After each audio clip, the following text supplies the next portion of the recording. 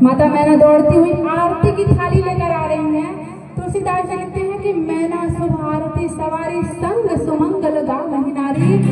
साथ में सखियां सुमंगल गान करते हुए माता मैना के साथ आई और माता मैना ने देखा किसे? दूल्हे को देखा। दूल्हे को देखते चकरा के गिर जाते हैं। अभी केवल नंदी के दर्शन हुए हैं और मैंने आपको पहले ही बताया कि भगवान उल्टे सवार हुए हैं नंदी जी पे।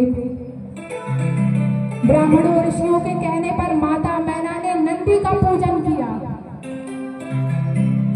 लेकिन फिर भी माता मैना के संदेह हो ही गया कि कोई शादी में, अपने शादी में कोई भला बैल पे सवार होकर आता है क्या? पहली बार देख रहे हैं।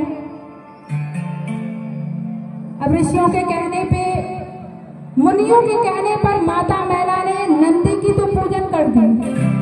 अब आज दर्शन कीजिए कि कहा जाता है महादेव उस समय बड़े ही प्रसन्न हुए। क्यों? क्योंकि महादेव ने कहा चलो उल्टा बैठने का एक लाभ तो हुआ, कम से कम नंदी के पूजन तो हो गया, वरना अगर सीधा बैठते तो इसका भी पूजन नहीं होता। अब मुनियों ने कहा कि बैल को घुमाया जाए, प्रभु को सीधा किया जाए। अब जैसे ही बैल घुमा हेरा, माता मैना ने विकराल रूप देखा प्रभु का। आरती की थाली फेंक के घर में जाके बैठ गई और अपने गोद में पार्वती को लेकर के रोने लगी। किसी भक्त ने पूछा प्रभु क्या किया जाए, चला जाए?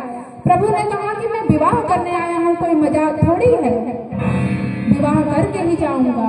देवतागण डर गए, बोलने लगे कि प्रभु इतना बड़ा अपमान हो जाने के बाद भी आपके मन में ये उम्मीद है, ये आशा रखते हैं कि आपका विवाह होगा? किस मिट्टी के बने हैं आप? प्रभु ने कहा अपमान? कैसा अपमान? देवतागण ने कहा अभी अभी जो आरती की थाली मुंह पे फेंक के गई ना आपकी सास माता। प्रभु ने कहा इसे अपमान तो नहीं लगा, फिर मुझे तो सम्मान लगा। कैसे? अब देखो उन्होंने कहा कि अलग अलग देश देशांतर की अलग अलग रीति रिवाज होते हैं। अच्छा, अब बाबा को देखो कितनी चतुराई से अपमान को सम्मान में परिवर्तित कर रहे हैं। कहते हैं कि मेरी सासू माँ बड़ी ज्ञानी है। वो कैसे? सासू माँ ने विचार किया होगा कि जिनके लीलार पे चमचमाता हुआ चंद्रमा है, उसे भला मैं एक दीपक दिखाकर चंद्रमा का, चंद्रदेव का अपमान कैसे करूं? इसीलिए